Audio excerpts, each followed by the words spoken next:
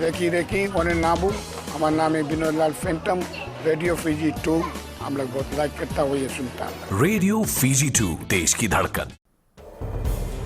Yana Vanaka and good morning Fiji. In this bulletin, Remembrance Day held for fallen bikers. FRA concerned with damaged infrastructures and dental costs cannot be regulated. From the studios of FBC Suva, Jackie Spate. But first, leading our bulletin this morning, the Ministry of Education is advising parents living in areas affected by water disruption to keep their children at home for today and tomorrow. Schools in the affected areas from Nausori to Nandera will not be having classes as a precautionary measure, and the ministry will continue to monitor the situation. Minister Rosie Akbar is reminding parents of their responsibility towards their children and is also calling on heads of schools and teachers to report for duty as normal. The minister adds that teachers who are impacted by the water disruptions are to contact their head of school. Meanwhile, the Water Authority of Fiji is advising the thousands of Fijians along the Suva-Nausori corridor affected by the water disruption to call 5777 if they need water carting services. More than 90 bikers gathered in Suva yesterday to remember their fellow members who sadly lost their lives on our roads through no fault of their own. Fiji Motorcyclists Association President Rodney Fong reveals 7 bikers have died in road accidents in the last few years, with 10 serious life-changing injuries. Pranita Prakash reports. The Fiji Motorcyclists Association lost 7 bikers in road accidents aged between 20 to 35 years. I want to stick my neck out here and say that every single one of those accidents was not the fault of the rider. You know, inevitably there are things we can all do better, but in this case, you know, the riders weren't at fault. The association believes bike riders also need recognition on the road. Biggest challenge we face is consideration by motorists and drivers, especially PSV drivers. We've had a lot of problem with bus drivers, taxi drivers, carrier drivers and so on. Though motorcycles make up a small number on the roads, they actually have the same rights and access on those roads as other vehicles do. At the same time, the riders should also be equally responsible as a driver/rider when on the road. Transport Authority says they are working towards raising more awareness on motorcycles. According to LTA, there are 858 registered motorcycles in the country. Pranita Prakash, FBC News. The Fiji Roads Authority has raised concern on the increasing number of vandalism cases and damages to its properties and infrastructures. Earlier this year, Greater Dry High was severely vandalised in Nakorotumbu Raki. A grader on Lewa Road in Ba was also stoned and its electrical conduits cut to pieces, and a heavy equipment roller was set on fire in Rewa. The Fiji Roads Authority says these acts of vandalism are malicious and unacceptable as it is associated with costly repairs. The careless drivers damaging the assets, as you just described, the fencing, traffic signals, street lights, that's quite common, unfortunately. Damaging a street light can cost between $5,000 and $10,000. The other ways, vandalism is very frustrating because vandalism has no purpose. Minister for Infrastructure Chonu Samate says they have noted damages to the infrastructure as many drivers do not follow the speed limit signs placed on the roads. When we do that and we damage, then it means that we have to pull out money from a project that we're supposed to do in another part of the country, pull that money back, and come and fix something that could have been, that problem would not have happened if people just had the common sense to do what they should do, which in this case is follow the road. The authority also received reports of burning household waste and other materials under the bridge. The chief executive says this compromises the bridge structure, which is associated with costly repairs. Pranita Prakash, FBC News. Women have been strongly urged to become more health conscious given the increasing number of cancer cases in the country. While launching the Gyna Month, the head of gynecology unit at the CWM hospital, Dr. Moape Mbavo, revealed that 6 cases of cervical cancer are diagnosed every month. The head of the CWM gynecology unit is calling on women in the country to seriously look into their well-being. We need screening all the ladies need screening because this thing about cancer is only easy to treat at an early stage. When it comes to a late stage cancer, it's quite difficult. It's challenging because we have a limited resource. The cost of dental procedures performed in Fiji will be difficult to regulate. Fiji Dental Association former president Dr. Vikash Singh says the cost will vary depending on the type of dental treatment that people seek. Singh adds that if someone opts for a tooth extraction, this is fairly cheap. However, this can also lead to other dental problems that could be costly in the long run.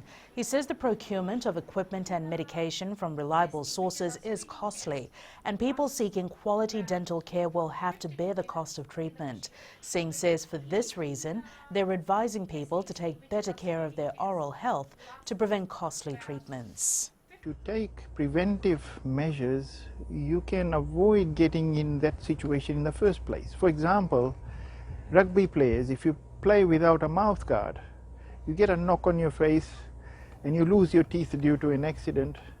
I mean, a mouth guard is not a very expensive device, but it can save your teeth. The Minister for Education has called on school canteen operators as well as parents to ensure students are provided with healthy meals despite these difficult times. The Minister made this comment while officiating at a tree planting event at the Suva Grammar School in Nasese. Akbar says planting a tree is no different from farming as children stand to benefit from the harvest. The Minister says they will not deviate from policing students' meals and health. We focus a lot on healthy eating guidelines in our schools, but we do find out that sometimes what children bring to school is not very healthy, what things are sold in the canteen is not very healthy, so we are trying to strengthen our monitoring. 42 women from Lovuhat and nearby communities in Lautoka are now ready to venture into the business world. These women have completed training with a food consulting company outside Lautoka known as Food Inspired. Wayne Lino, the representative from Food Inspired, assures these women who plan to start their small businesses will be provided assistance. He says it has not been an easy 7 weeks of training, as this was the first time many of these women were learning how to operate a business. A lot of people were scared to start because they were not familiar with the business side of doing, this type of initiative. So we realized then that the business side was very, very important. So we combined the two parts of the training. Main reasons why I came and learned was that I can make something out of it, like a livelihood, because I don't receive welfare. I have a daughter who lives with me and she's working, so it's just her that's supporting us. So I don't want to have to rely on her all the time. Up ahead, Beba anticipates next Fairbrother Challenge, and Lakemba Volleyball to host competition.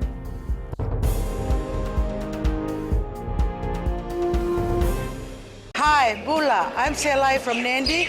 I love Gold FM, only the classic hits. Gold FM, only the classic hits.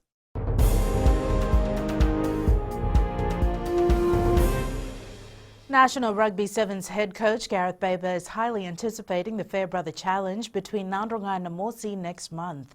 Following Namosi's defeat on Friday afternoon and the Stallions' victory against Yasawa on Saturday, Beba says both teams are focused on fixing their weaknesses from previous games. Beba adds reviewing Namosi's weaknesses from the match against Nandi is part of his plan in the next few days.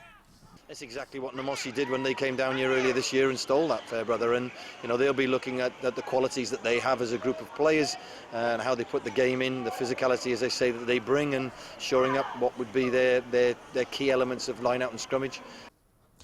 Floval Suva football team defeated Lambasa 3-1 at the ANZ Stadium in the Vodafone Premier League clash yesterday. Sairusi Nalambu's brilliance earned the capital side the maximum points as he scored a hat-trick. The Lambasa lad opened the account in the 10th minute, got his double 11 minutes later, and scored the winning goal a few minutes before full-time. Grateful for the win, Nalambu particularly dedicated the win to his mother. I would like to dedicate this win to especially my mom back at home and all the Suva fans. The Lakemba Volleyball Association will for the first time host its club competition in Suva. After receiving the green light from Fiji Volleyball Federation last week, the association plans to host its two-day competition from the 23rd to the 24th of October. Karolaini Tavi has more. Hosting the tournament will allow more teams from Lao to gain more exposure. We call it Lakemba Volleyball Tournament, and we are looking at the youths of Lakemba who are actually on the island to come over and play. And this is the first time for them to be exposed in this kind of tournament that is held in Suva. The Fiji Volleyball Federation is impressed with the interest shown by new districts as they take the first step to host their own club competition. Been very delighted with the interest from other clubs. You know, we've got Lakemba that has joined us. We're working on Navosa. We've got Nandronga Association that have been reignited or revamped, and they are running the weekly competition. More than 20 teams are expected to participate in the two-day tournament, with the venue still yet to be confirmed. Karolaini Tavi, FBC Sports.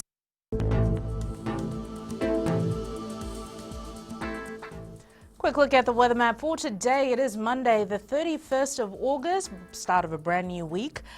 And expect cloudy periods with some showers over Vanoi level, eastern parts and interior of the other islands. Elsewhere fine apart from brief isolated afternoon or evening showers, moderate northeasterly winds, fresh at times, moderate to rough seas. And that is your FBC Morning News. Join us at 1 p.m. and 7 p.m. for our major bulletin. Remember, in times of crisis, you need factual news that you can trust. Stop believing fake news about the COVID-19 on social media. Fight misinformation by getting only the facts about the coronavirus from verified news sources like FBC's TV, radio and digital media news. www.fbcnews.com.fj. Keeping Fijians connected with the truth.